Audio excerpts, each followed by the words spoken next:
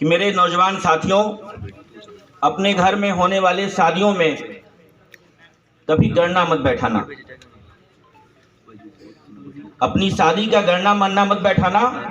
पता ये कर लेना कि उस पार जिससे शादी करने जा रहे हो या जा रही हो, यहाँ जा रही हो नहीं है, यहाँ पे उनके गार्जियन हैं, उनका भाई है, उनका भतीजा है, उनका फूफा है, उनका जीजा है।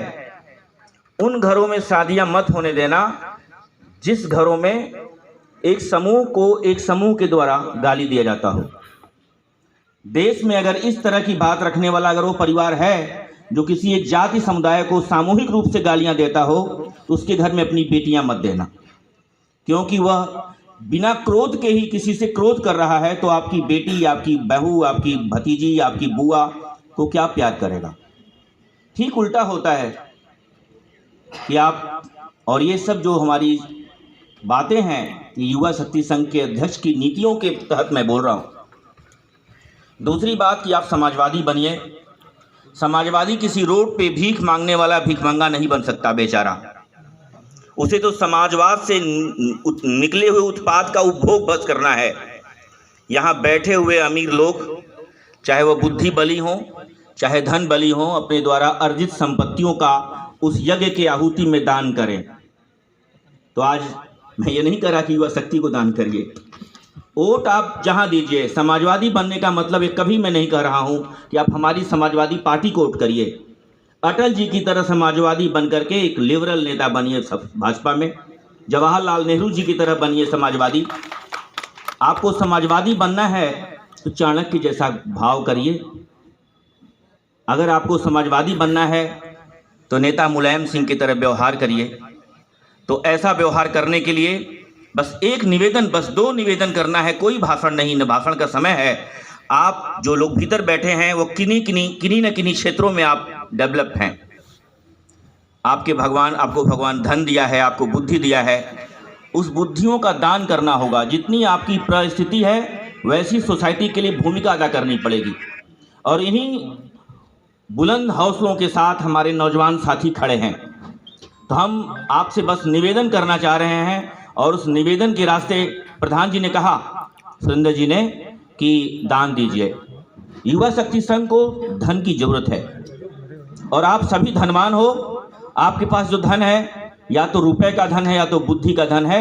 ये 2 धन में से कोई एक धन आप युवा शक्ति संघ को जरूर दें। हमारा अध्यक्ष परेशान है। अध्यक्ष सुनील यादव खूब चाहते हैं कि मैं कुछ और कर दूं, कुछ और कर दूं। लगातार हम लोगों के झगड़े होते हैं। जब सदस्यता के लिए हम लोग कुछ लिखते हैं तो उसका रेट कम कर देते हैं, नहीं ज़्यादा हो जाएगा।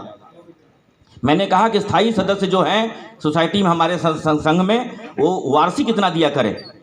नहीं देंगे तो मज़ा नहीं आएगा, हम लोग ऐसे ही सभाएं करते रह जाएंगे। तो जैसी जिसकी हैसियत है, जितना शक्तियाँ हैं, इन शक्तियों के साथ आप युवा शक्ति संघ को कुछ सहयोग करें। ये बहुत ही अनिवार्य हो गया है। तो जो हमारे पदाधिकारी हैं उन्हें तो अनिवार्य करना होगा। और यहाँ आए हुए अतिथियों से भी मैं एक निवेदन कर रहा हूँ कि हम ठीक रास्ते पे चल रहे हैं। अपने मुंह से मुझे कहना पड़ रहा है, और उस रास्ते पे हमें चलने के लिए आपकी शक्तियों की जरूरत होगी। और वो शक्तियाँ होगी कलम की और आपके द्वारा अर्जित संपत्तियों की। उसे खुल के दान करें। हम आपके उन आशाओं पर निश्चित खरे उतरेंगे।